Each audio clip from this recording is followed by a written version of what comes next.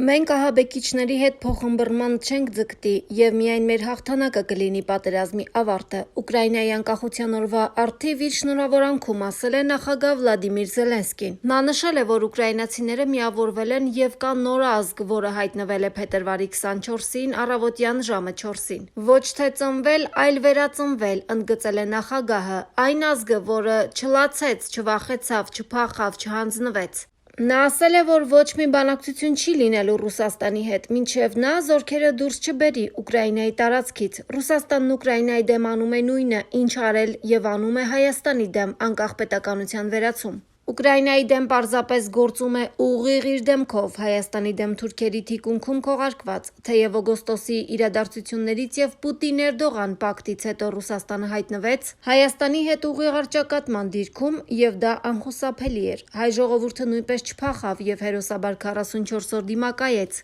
ռուս-թուրքական ագրեսիային։ Հայ զինվորը ջարդեց Բաքվի ռազմական ողնաշարը, պատճառելով 20-ից 25 հազար կորուստ։ Եվ հիմա պարզվում են շատ հանգամանքներ, որ նոյեմբերի 9-ի նախօրեին Բաքուն արդեն ի վիճակի չէր շարունակել լայնածավալ հարձակումը։ Այստեղ սկսում է տարբերությունը։ Ուկրաինայում նախ և առաջ չփախավ քաղաքական ղեկավարությունը, չնայած էվակուացիայի առաջարկներին։ Քաղաքական դաշտը և ԶԼՄ-ները նույնպես չփախան և լծվեցին Ուկրաինայի պաշտպանության գործին, ինչը կտրուկ փոխեց իրավիճակը և Ուկրաինայի դաշնակիցներին պարտադրեց համարժեք գործողություններ։ Զելենսկիի ուղերձը կրկնակի պատգամ է հայ ժողովրդին չհանձնվել, չլացել, չփախչել, վերածնվել որպես ազգ և կռվել սեփական իրավունքների համար։ Ամեն մեկն իր տեղում փաթեթով մերժելով ռուս-թուրքական պլաններն ու դրանց հավատարմություն հայտնածներին, այդ դեպքում կլինեն և դաշնակիցներ, և զենք, և այլ աջակցություն։ Շուռնուխում բնակելի 13 տուններ առող թաղամասի 9 տան կառուցման աշխատանքները մոտենում են ավարտին։ Ռադար ԵՄ գրում է.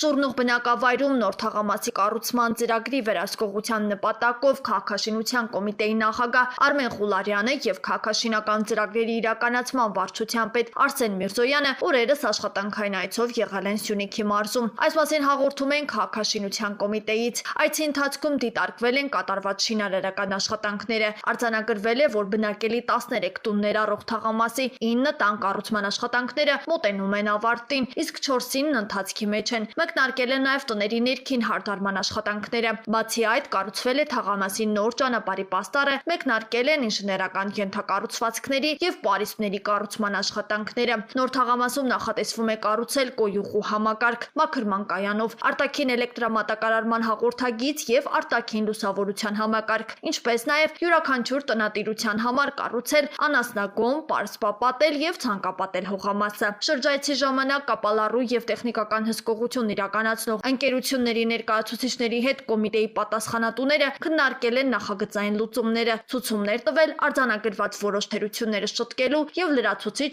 աշխատուժ ներգրավելու վերաբերյալ։ Հանձնարարվել է ձեռնարկել անհրաժեշտ բոլոր միջոցառումները շինարարական աշխատանքների ողջ ծավալը սահմանված ժամկետում և որակով ավարտելու նպատակով։ Հիշեցնենք, որ Գորիս խոշորացված համայնքի Շուռնուխ բնակավայրում նոր թաղամասի կառուցման շինարարական աշխատանքները մեկնարկել են 2021 թվականի ապրիլի 26-ին։ Ծրագրի արժեքը կազմում է շուրջ 1,2 միլիարդ ՀՀ դրամ։ Աշխատանքներն իրականացվում են համաձայն Կապալի պայմանագրի և բյուջետային հատկացումների։ Նախատեսվում է թաղամասը շահագործման հանձնել 2022 թվականի 4-րդ եռամսյակում։ Փեթակ առևտրի կենտրոն տանող ճանապարհը միակողմանի կբացվի։ Այն խոսնակ։ Ռադար ԵՄ գրում է. Այն խոսնակ Հայկ Կոստանյանը ֆեյսբուքյան իր էջում գրել է. Սուրմալու առևտրի կենտրոնում տեղի ունեցած պայթյունից հետո օգոստոսի 14-ից մինչ օրս փակ է Քրիստափուրի փողոցի մի հատվածը։ Երեք Փեթակ առևտրի կենտրոնի տնտեսվարողները պահանջում են հստակ օրացել, թե երբ կարող են վերադառնալ աշխատանքի։ Տեղեկացնում են, որ երեք ոստիկանության, քննչական կոմիտեի և այն պաշտոնյաները քննարկում են ունեցել տնտեսվարողների բարձրացրած հարցերի շուրջ։ Որոշում է կայացվել միակողմանի բացել նշված ճանապարհահատվածը, պահպանելով անվտանգության կանոնները։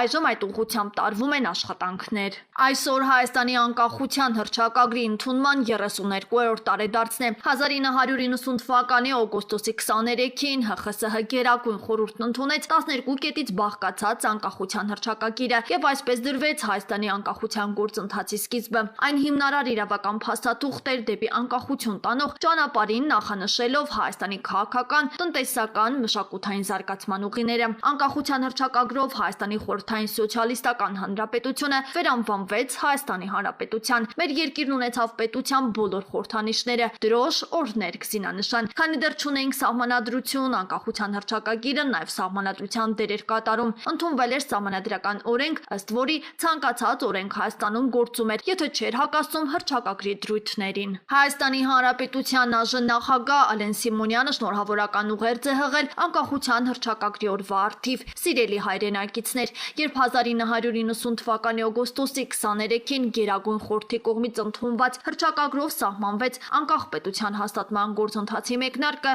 ամբողջ երկիրը մի ընտանիք դարձած անպատմելի ոգևորության մեջ էր։ Պատմական զարգացման հերթականությամբ հռչակագրով սահմանվածն ամրագրվեց 1991 թվականի սեպտեմբերի 21-ի անկախության հանրաքվեով եւ Հայաստանի Հանրապետության ճանաչմամբ։ Հռչակագիրը նաև մեր սահմանադրության մշակման թույլտվությունն էր, ինչը եւ կյանքի կոչվեց։ Տարիների հեռվից գնահատելով մեր ձեռքբերումները եւ հռչակագրով բերված արժեքները, պարզ է դառնում այն գիտակցումը, որ անկախությունը վաստակված պարգև է, ինչն ավելի պարտավորեցնող է ստանալուց հետո։ Յուրաքանչյուր օր անկախությունը պահպանելու հրամայական է, այն ամրացնելու ապացույցը, երբեք չավարտվող ջանքերը եւ չթուլացող զգոնությունը։ ՄԻՊ-ը դիմել է սահմանադրական դատարան, Ռադարեյը մգրում է։ Հայաստանի Հանրապետության մարդու իրավունքների պաշտպան Քրիստինե Գրիգորյանն այսօր դիմել է սահմանադրական դատարան, վիճարկելով հանրային ծառայության առանձին տեսակների համար սահմանված արհեստակցական միություններին եւ կրոնական կազմակերպություններին անդամակցության արգելքի սահմանադրականությունը։ ՄԻՊ աշխատակազմից հայտնում են, որ խոսքը վերաբերում է ոստիկանությունում ծառայության մասին, օրենքի 39-րդ հոդվածի առաջին մասի 7-րդ կետին, արհեստակցական միությունների մասին, օրենքի 6-րդ հոդվածի 5-րդ մասին, ազգային անվտանգության մարմիններում ծառայության մասին, օրենքի 43-րդ մասի առաջին մասի 8-րդ, զինվորական ծառայության եւ զինծառայողի կարգավիճակի մասին օրենքի 8-րդ հոդվածի առաջին մասի 3-րդ կետերին, որոնցով Հայաստանի Հանրապետության ոստիկանության, ազգային անվտանգության մարմիններում ծառայողների, զինծառայողների, դատախազների, դատավորների եւ սահմանադրական դատարանի դատավորների համար նախատեսվում է արհեստակցական միություններին անդամակցելու, ազգային անվտանգության մարմիններում ծառայողների համար նաեւ կրոնական կազմակերպություններին անդամակցելու, իսկ զինծառայողների համար կրոնական միավորում ստեղծելու բացարձակ արգելք։ Դիմումով մասնավորապես նշվում է, որ արհեստակցական միություններին անդամակցելու արգելքը չի բխում նշված ծառայության տեսակների բնույթից եւ զրկում է աշխատողներին իրենց իրավունքների կոլեկտիվ պաշտպանության կարևորագույն միջոցից, հակադրվելով միավորումների ազատության բունեությանը։ Նմանապես պաշտպանը վիճարկել է, որ ազգային անվտանգության մարմիններում ծառայությունը եւ զինվորական ծառայությունն ինքնին անհամատեղելի չեն կրոնական կազմակերպության անդամակցելու կամ այն ստեղծելու իրավունքի հետ։ Հարկ է նկատել, որ սահմանադրական դատարանը դեռևս 2020 թվականի փետրվարի 18-ի